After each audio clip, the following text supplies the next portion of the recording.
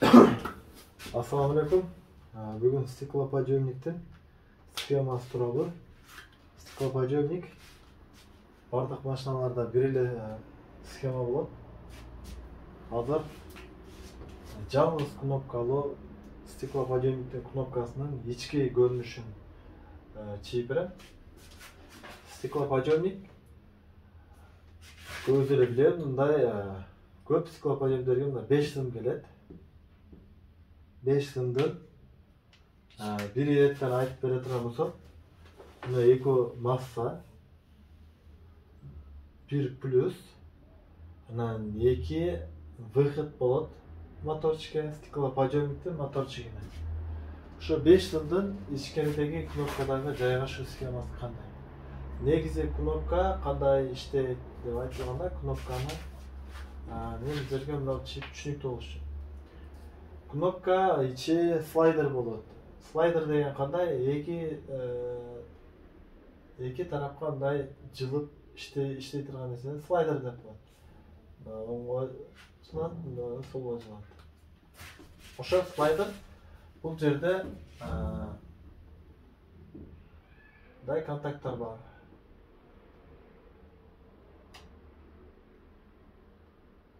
Дагы бир контакт. Эми качан бул слайдер оңго жылганда бул контактты басат, бул пружиновый система мындан үзүлүп мунга тийет. Узун болуп турганчы. Бул жакта жылдырганда буну басат. Ошентип оңго жылдырса буну, солго жылдырса бул контактты басат. Ушул контакттарга келген питаниялар бул контакттардан плюс, минус, болса кайра алмашында плюс, минус болуп чыгат. Бул эки контакттарда прямой питаниялар болот. Мында минус, мында плюс болот. Мында минус, мында плюс болот. Ошонун жайгашышы мына 5 сымда төмөн күчү болот да. Мына мисалы муну бир түшүнүктүү болуш үчүн өйдө көздөй чийип берейин. Так, мына бул жерде негизги выход контакттар, жерде плюсовой контакттар, бул жерде минусовой контакттар. Азыр эскерте кете турган нерсе бул бир кнопканын ичи. Ушу кнопканын ичинде ушундай схема жайгашкан болот. Бул контакттардын жайгашыш тартиби ар кыл болот, бирок иштеш схемасы бирдей болот. Бул эки контактыбыз выход. Выход ушул ток мотор тарапка карап чыгып кетүүчү, стеклоподъемник моторчуна чыгып кетүүчү контакттар. Буларда эч кандай номер болбойт.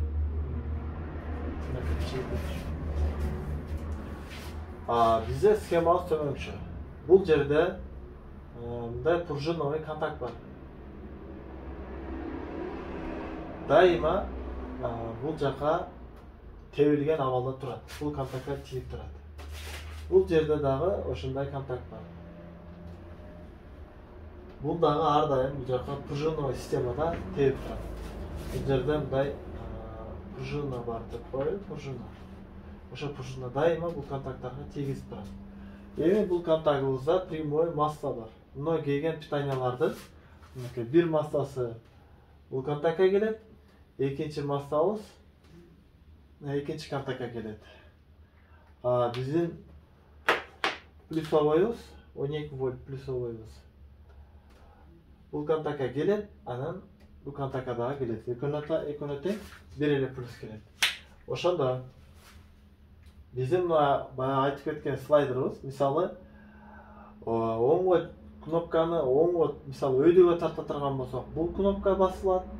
Кайра ылдый кыла турган болсок, бул кнопка басылат. Экөө бир убакта басылбайт да. Ошондуктан качан бул кнопка басылганда бул контактта плюс бар деп атабыз. Бул контактта минус бар, бул контактта дагы плюс бар, минус бар. Ошондо биринчи азыркы учурда эки контакттан тең минус чыгып турат. Себеби бул контакттар прямой массаларга тийип турат, экөөнөн тең масса чыгып турат. Азыркы учурда масса чыгып турат, экөөнөн тең. Эми биз бул контактты баса турган болсок, Бул контакт плюска тийди. Эми бул контакттан плюс чыгат. Бул плюска айланды. Экинчи контакт качан буну басканыбызда экинчи контакт басылбайт да. Ошондо бир плюс, я минус болду. Моторчик иштеп баштады. Эми биз ошол басып жаткан кнопкабызды кой берип, карама каршы иштетип турган болсок, бул контакт пружинасы өзүнүн ордуна келтирет, ал экинчи контактты басат. Ошондо бул контакттан плюс чыгат, бул минуска айланып калат.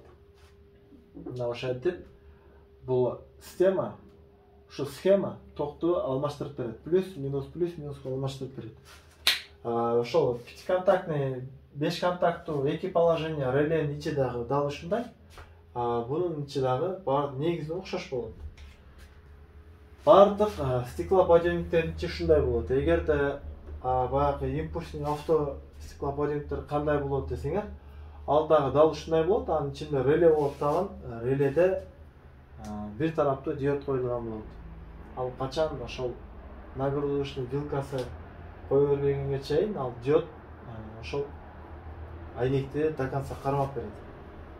Анын реленин ичи дагы ушундай. Обычный баягы эски иномаркалардын айнектеринин стеклоподъемниктери дагы дал ушундай.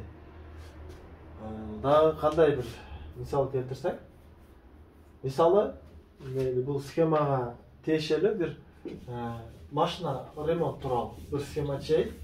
Мисалы бир машина келди, ылдыйга түшүрөт, бирок көтөрбөйт. Мисалы Honda Fit келди, пассажирный передний эшиктин кнопкасынан управление кылса, контакт ылдый кылса түшүрүп атат, өйдө болсо көтөрбөй атат. Ошондо бизде бул жакта зымдардын ар бирин чийип кетет. Бул жакта биринчи плюс келип атабы текшеребиз. Общий 5 зым бар. Анан дагы 2 зым бар бул жерде. Ал текшергенде билинет. Бул экөө тең масса. Анан дагы отдельно ушу моторго кеткен стеклоподъемниктин моторуна кеткен. Мынакей мотордун дагы чийип коеюн. Мынакей быкыт. Ушуга атайын кеткен 2 зым бар. Бири масса кетсе, экинчисине плюс кетет. Азыр маанилүү эмес, негизи түшүнүктүү болуш үчүн чийип коет. Мына нерсе бөлүп коеюн адашпаш үчүн. Ошол моторго бөлүп ушунда 1, 2, 3, 4, 5 зым болду. Вот карапкан кошол багы. Ошондо биринчи текшеребиз. Плюсовой барбы? Андан кийин 2 минус барбы? Текшергенде биз дайыма кнопкадан штекерди суруп туруп текшеришибиз керек. Эгерде сурбай текшерсек, бул масса, бул моторчик барды системадан кирип, кайрадан моторго кирип, кайра айланып, кайра экинчи контакттан чыгып калат дагы. Эки контактта дагы масса бар болуп тура берет. Ошон үчүн дайыма штекерден суруйбуздан анан толук текшеребиз.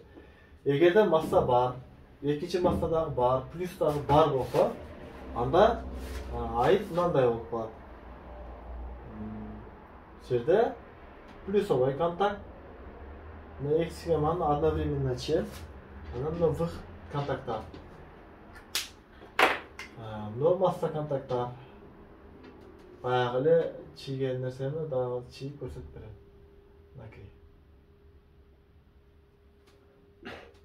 Мынакей мисалы биздин эки массабыз мына бул жерге келди. Бир массабыз, экинчи массабыз мына массага келди. Анан келген плюсовойбуз ортого келип бул жака дагы келди, бул жака дагы келди. Ошондо бул жерде дагы плюс, бул жерде мынакей минус, кызыл менен белгилейин. Түшүнүктүү болуш үчүн. Бул жерде плюс келди, готовый. Эми азыр бизде бардык питаниялар келип турган чакта дагы биздин көтөргөндө иштеп, түшүргөндө иштебей атат мисалы. Ошондо бир контакт көтөргөнгө жооп берсе, экинчи контакт түшүргөнгө жооп берет. Ошондо биздин контакттарыбыздын бул контакт менен бириккен жерде, бул контакт менен бириккен жерде, анан басканда бул контакт менен бириккен жерлерде нагар болуп калат. Баягы сваркада биз шлак болот го. Ошол шлак сыяктуу бул контакттар бири-бири менен учураша бергенде ортодой шлак пайда болот дагы. Шлак бул топ өткөрбөйт. Ошол шлактарды тазалайбыз. Бул контакт менен ортосун тазалайбыз. Бул контакттын лицосун, бул контакттын лицосун. Мына контакттын мына чоңойтулган абалда көрүнүшү мындай болот да. Мындай тиники абалда бир нерсе болот дагы.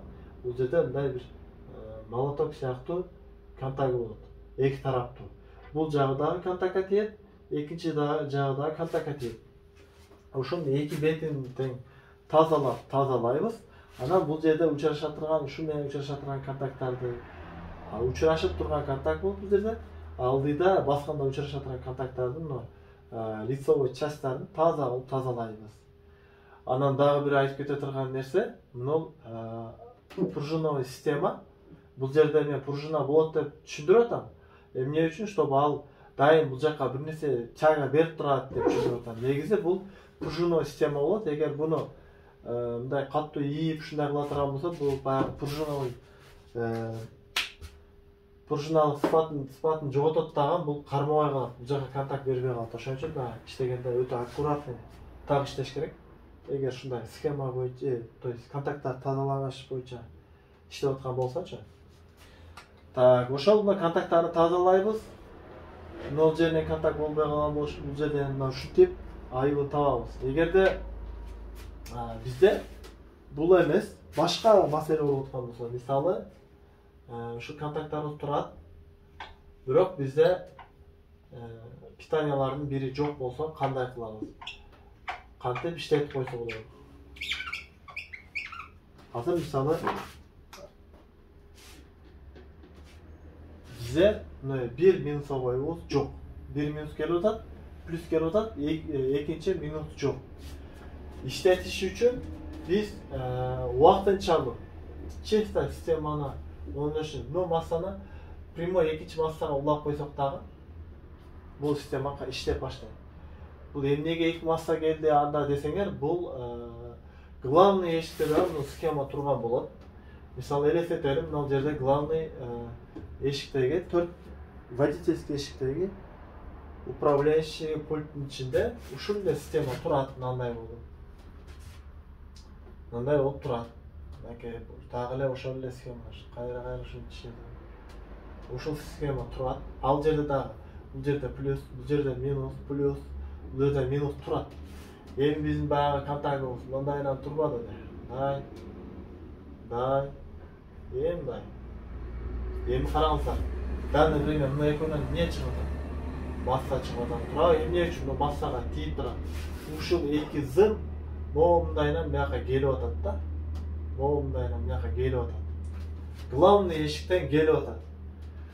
Эмне үчүн главный эшиктен кнопкасына масса келип атат? Потому что главный эшиктен дагы башкарса болот да. Пассажирный алды. Ошон үчүн главный эшиктен келет. Келип жатып, эшиктерден өткөндө бир зым үзүлүп калышы мүмкүн. Же дагы башка нерсе болушу мүмкүн. Ошондо bir zım massa жок болуп калса, өтө срочный болсо, мына массага берсе иштей берет. Бирок бул жактан сөзсүз үзүп туруп, анан кийин массага бериш керек. Себеби бул жактан нарактан главныйда управлять эткенде плюс келип калышы мүмкүн да. Ошондо замыкание болот. Анан кийин предохранитель күйсө, болду уже ошо часть полноценно иштебей калат. Ошон үчүн так, эми бул водительский эшиктен иштесе да иштей берет, пассажирныйдан да иштесе иштей берет деген схема азыр бул жерге чийилди да. Мисалы водительский эшик, водительский эшикти көтөргөндө мына контактты кошот, всё, мына контакт кошкондо мына плюс кетет. Bundan автомат минус кетип атат. Уже иштеди. Буну басса, ошентип алмашат. Бул плюска айланат, бул минуска айланат. Эми ушул контакт келип, кантип главный моторго өтүп кетип атат десеңер, главный моторго бул эки масса кайда барат? Мына келген масса.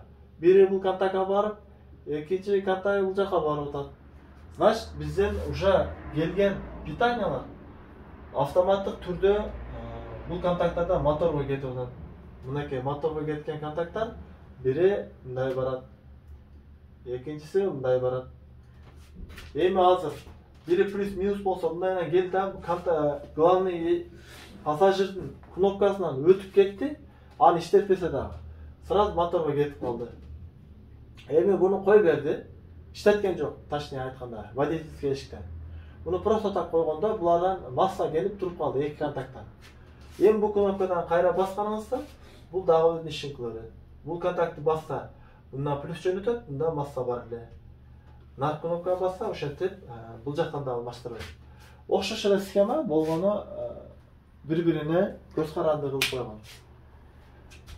Мына ушундай схема иштеши ушундай. Бардык стеклоподъемниктер бирдей ушундай схема менен иштейт. Реле менен иштегендер дагы дал ушундай.